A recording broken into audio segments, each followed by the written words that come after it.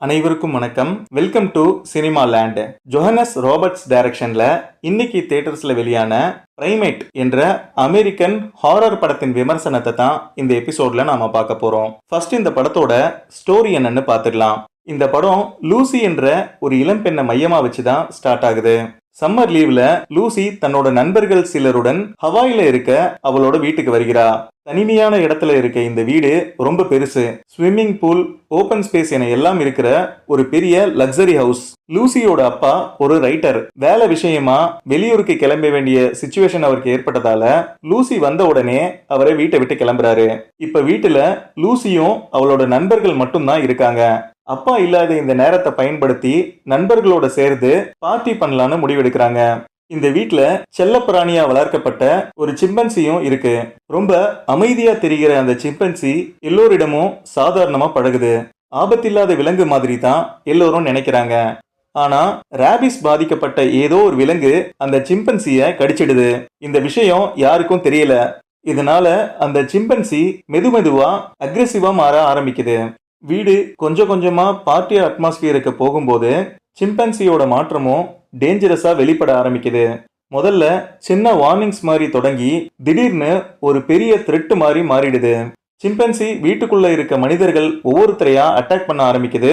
இருட்டான பகுதி, போன் கிடைக்காத சிச்சுவேஷன் இதெல்லாம் இன்னும் நிலைமைய மோசமாக்குது. இவங்க வெளியே போக முடியாதபடி வீடே ஒரு ட்ராப் மாதிரி மாறிடுது. இந்த நேரத்துல வேலை விஷயமா வெளியே போன லூசியோட அப்பாவும் இந்த ஆபத்துல மாட்டிக்கிறாரு. இதுக்கப்புறம் அடுத்தடுத்து நடந்த சம்பவங்கள் என்ன என்பதுதான் இந்த படத்துடைய மீதி கதை. இனி இந்த படத்துல இருக்கிற இன்ட்ரெஸ்டிங்கான விஷயங்கள் எல்லாம் என்னென்ன என்பதை பார்த்துடலாம். மனிதர்களுக்கும் ஒரு வைல்ட் அனிமலுக்கும் நடக்கிற நேரடி மோதல் தான் இது. இந்த கதையில பெரிய ட்விஸ்டோ காம்ப்ளெக்ஸான பேக் ஸ்டோரியோ இல்ல. ஒரு அமைதியான சம்மர் வெக்கேஷன் எப்படி ஒரு பயங்கர நைட்மேரா மாறுது, ஒரு வீட்டுக்குள்ள மனிதர்கள் எப்படி ஒவ்வொரு நிமிஷமும் உயிருக்காக போராடுறாங்க, அதுதான் இந்த படத்தோட கதை. உருவத்திலையும் சின்னதா இருக்க ஒரு சிம்பான்சி தான் இந்த படத்தோட வில்லன். இதை கேட்டதுமே சில பேருக்கு இதெல்லாம் சீரியஸா இருக்குமான்னு தோணும். ஆனா ஆடியன்ஸுக்கு என்ன கொடுக்கணும்ன்றத ரொம்ப தெளிவா தெரிஞ்சு அதை கரெக்டா இந்த படத்துல பண்ணிருக்காங்க. இப்போ வர்ற நிறைய படங்கள் தேவையில்லாம 2-2.5 மணி நேரம்னு இழுத்தடிக்குது. ரொம்ப சிம்பிளான கதையை கொண்ட இந்த படம் வெறும் 89 நிமிஷம் மட்டும்தான் ஓடுது. இதுவே ஒரு பெரிய பிளஸ். கதாபாத்திரங்களை அறிமுகப்படுத்திய 10 நிமிஷத்துக்குள்ளரையே முதல் அட்டாக், முதல் வயலன்ஸ் எல்லாம் ஸ்டார்ட் ஆகிடுது. அதுக்கப்புறம் படம் ஒரு ரோலர் கோஸ்டர் ரைட் மாதிரி போகுது. ஸ்ட்ரெயிட்டா ஒரு ஹாரர் படம். நாம பயப்படணும், பதறணும், சீட்டோட எட்ஜில் உட்காரணும். அதுதான் இவங்களோட நோக்கம். அதை சரியாகவும் அச்சீவ் பண்ணிருக்காங்க. கேரக்டர்ஸ் பத்தி பேசணும்னா இதுல யாருமே சூப்பர் ஹீரோ கிடையாது. அதே மாதிரி யாரும் முட்டாளாவும் பிஹேவ் பண்ணல. வழக்கமா ஸ்லாஷர் படங்கள்ல லீட் கேரக்டர்ஸ்ல நடிக்கிறவங்க சத்தம் போட்டுக்கிட்டே ஓடுவாங்க. ஆனா இந்த படத்துல அந்த மாதிரி எதுவும் இல்ல. தேவையில்லாத ரிஸ்க் எதுவும் எடுக்கல. மற்ற கேரக்டர்ஸும் பேசிக் சென்ஸோட ரியாக்ட் பண்றாங்க. அடுத்ததா இந்த படத்தின் மியூசிக் ஸ்லோவா கான்ஸ்டன்டா ஒரு டென்ஷன் ஃபீலை மெயின்டைன் பண்ணுச்சு.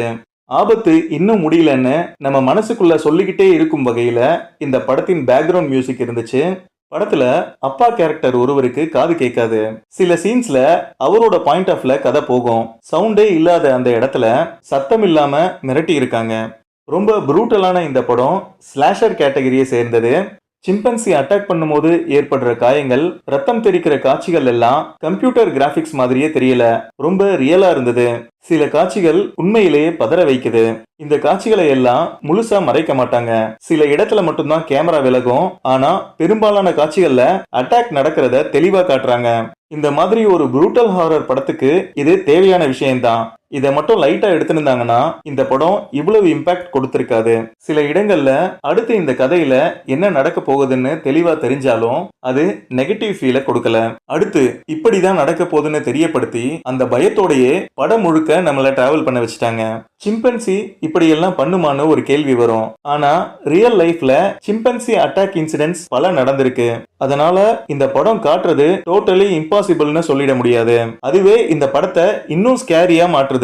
அடுத்ததா இந்த படத்துல இருக்க ஒரு சின்ன டிராபேக் என்னன்னா படத்துல பெரும்பாலும் நைட் சீன்ஸ் தான். நல்ல தியேட்டர்ல ஈவினிங் அல்லது நைட் ஷோ பார்த்தாதான் நல்ல எக்ஸ்பீரியன்ஸ் கிடைக்கும். அடுத்ததா இந்த படத்துல நியூடிட்டி சீன்ஸ் எதுவும் இல்ல. ஆனா வயலன்ஸ் ஹெவியா இருக்கு. ப்ரூட்டல் அனிமல் ஹாரர் பிடிச்சவங்களுக்கு இந்த படம் ஒரு சாலிடான எக்ஸ்பீரியன்ஸை கொடுக்கும். மிஸ் பண்ணாம பார்த்து என்ஜாய் பண்ணுங்க.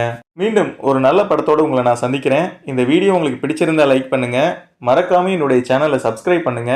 நன்றி, வணக்கம்.